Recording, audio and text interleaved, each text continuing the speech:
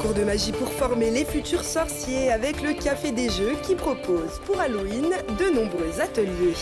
C'est déjà la fin des 3 jours cyclistes qui revenaient à Grenoble après 9 ans d'absence. On revient sur cet événement mythique dans ce journal.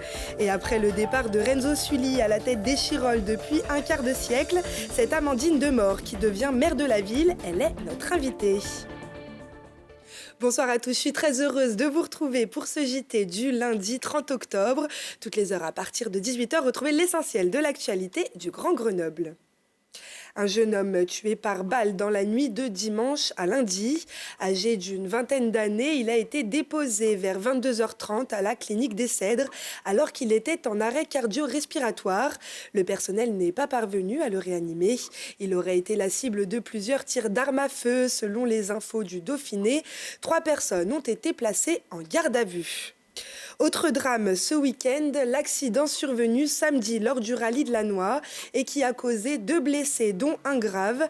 Une des voitures a quitté la chaussée et s'est encastrée dans un arbre en bordure de la route de Murinet. Le pilote et son copilote, 2 frères jumeaux âgés de 41 ans, ont été pris en charge par les secours, mais le copilote polytraumatisé a dû être transporté en urgence absolue au CHU. L'autre a été plus légèrement atteint. Fabien Mulic reconnaît avoir commis une erreur. Le maire de Corps et vice-président du département est soupçonné de fraude électorale. Il aurait voté 2 fois à chaque scrutin lors des élections départementales et régionales en juin 2021. Il sera jugé le 9 janvier par le tribunal correctionnel. Les Grenoblois à l'école des sorciers, ce n'est pas Poudlard, mais presque. À l'approche d'Halloween, le Café des enfants proposait des formations à la magie. Potions, formules magiques, voici le reportage de Camille Avon. Il faut être courageux, intrépide et vaillant pour pouvoir s'y aventurer. Ici, au Café des enfants à Grenoble, un atelier spécial Halloween est organisé pour les enfants. C'est à l'intérieur de ce laboratoire, rempli de toiles d'araignée et d'objets effrayants en tout genre, que ces jeunes moldus vont apprendre à concocter plusieurs potions magiques en compagnie de Malicia, une véritable sorcière. Un moment de découverte et de frisson pour certains. Il y avait un smoothie de dragon, je crois. Il y avait un tour de magie un peu avec de l'encre bleue et tout, ça disparaissait. Il y a de la mousse de schtroumpf qu'on a pu manger. J'ai aimé, c'était génial, un truc à refaire. J'aime bien quand ça fait peur. Ouais, et là, à la dernière potion, c'était un truc qui a explosé. T'as ressenti quoi ? Un frisson. La magie, Karine Godot la connaît bien. Scientifique de formation et animatrice depuis plus de 20 ans, aujourd'hui elle met ses connaissances à profit pour faire découvrir la science aux enfants tout en s'amusant. Le but, c'est une initiation à la chimie, même si, comme c'est dans Halloween, on ne rentre pas dans les détails des réactions chimiques, qu'ils puissent après refaire chez eux. Et puis surtout, c'est de s'amuser en fait. Du coup, avec des tas de patouilles, de choses à observer, des bulles, ça pétille, ça mousse, etc.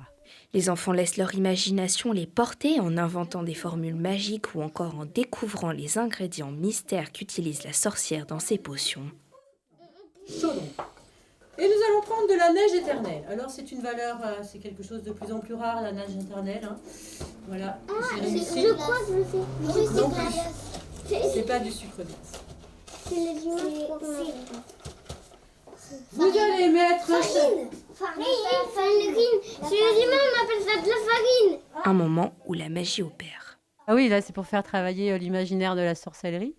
Donc du coup, c'est pour ça qu'il y a des jus de limace, de la bave de crapaud, des choses comme ça, pour que ça fasse bien sorcier, sorcière, et que ce soit pas juste du vinaigre ou du bicarbonate, parce que ça, c'est pas très magique. Alors, vous aussi, vous êtes prêts à tenter l'expérience et vous transformer en sorcier le temps d'un instant. Qui sait, peut-être que Poudlard est votre destinée.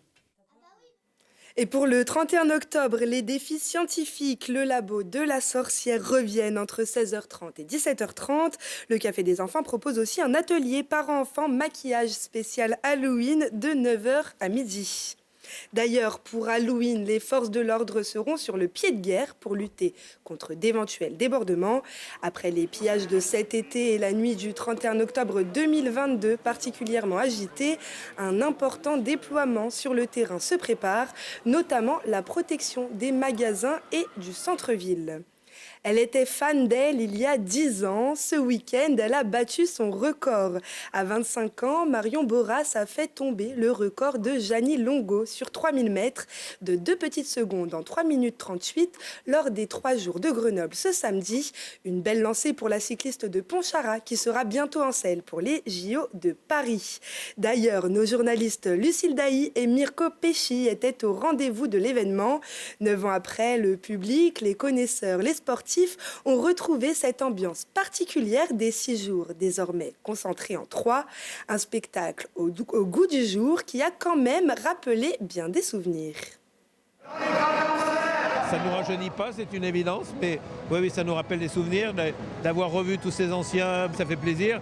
Et leur présence prouve que quelque part, ils y tiennent aussi et que c'est important de le refaire. Il y a une très bonne ambiance, il ne fait jamais froid, jamais chaud par rapport à la route. Il y a toujours des gens pour vous encourager. Tout ici, les gens sont de bons supporters. Donc pour un coureur, c'est vraiment gratifiant de courir ici.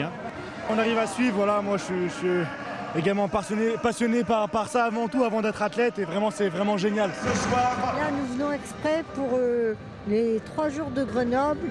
On vient de région parisienne et de Vendée. Vous êtes une vraie fan de vélo? Oui, assez, oui. Vous avez ici toute la famille Thévenet qui est en train de vérifier si papa travaille bien? Toujours bien. Il n'a pas perdu la main. On vous a connue ici toute petite, vous étiez enfant, vous étiez déjà là? On était là, exactement ici. Il a raison Bernard Thévenet, il y a toujours de l'air ici. Il fait très bon. Même ma femme, quand je rentre à la maison, elle me dit pourquoi tu parles plus. Mais j'ai tellement parlé sur les courses et c'est vrai que j'ai plaisir à revenir ici. La magie existe, Caroline?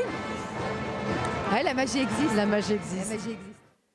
Et Télé Grenoble vous propose une émission spéciale ce samedi à 21h pour vivre ou revivre les 3 jours de Grenoble. Du côté des résultats sportifs du week-end, ça y est, le GF38 n'est plus la seule équipe invaincue depuis le début de saison. Les footballeurs grenoblois sont tombés à Pau qui s'impose 3-2. Le GF est toujours de 4e de Ligue 2.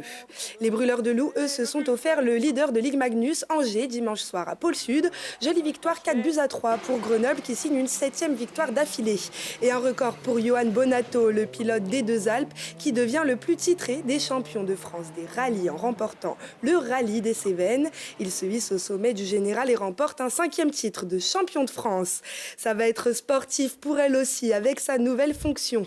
Depuis samedi, c'est un nouveau visage qui représente la ville d'Échirolles.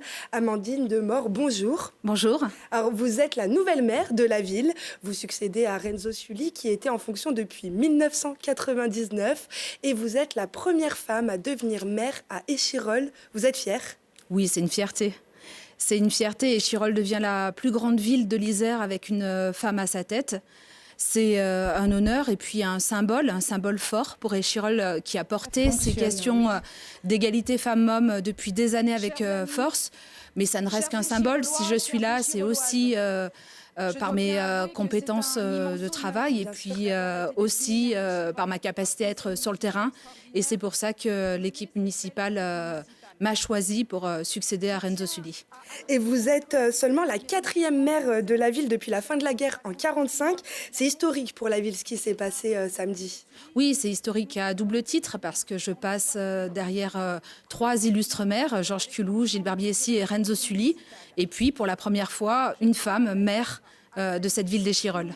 Est-ce qu'elle était prévue, la démission de Renzo Sully au cours de son mandat ? Renzo Sully, ça fait un moment qu'il travaille à faire émerger cette nouvelle génération d'élus. Et je crois que c'était le moment pour lui et le moment qu'il a choisi, lui, de progressivement prendre sa retraite. Renzo Sully restera vice-président de la métropole sur les questions de renouvellement urbain et les grands projets et restera également conseiller municipal de la ville d'Échirolles. Sa démission, est-ce qu'elle a un rapport avec le rapport de la Cour des comptes qui avait relevé des irrégularités en 2018 ? Non, pas du tout. Pas du tout. Vous savez, les rapports de la Cour régionale des comptes, ils sont là pour pointer des faits, pour nous aider aussi à améliorer certains points. Il n'y a rien de majeur qui est noté non plus dans les recommandations que nous ont fait la CRC. Et avant votre élection lors du conseil municipal extraordinaire, vous étiez première adjointe. Avant cela, vous étiez déjà membre du conseil municipal depuis 2009. Votre mandat s'inscrira dans la continuité de celui de Renzo Sully? Oui, tout à fait, parce qu'on reste dans les mêmes valeurs, parce que c'est une majorité unie, soudée, plurielle, qui a décidé de me mettre à la tête de la ville. Donc, bien évidemment. Les choses seront peut-être faites différemment parce que je ne suis pas Renzo Sully, on est sur un changement générationnel. Je suis une femme, voilà, mais on reste sur une continuité, oui. Et justement, quels vont être les premiers gros dossiers que vous allez devoir reprendre en main? Alors, avant de parler de gros dossiers, j'aimerais parler de moments forts que j'ai envie de voir naître là dans les prochains jours. J'ai envie de rencontrer l'ensemble des forces vives du territoire, les associations, qui sont extrêmement dynamiques sur le territoire.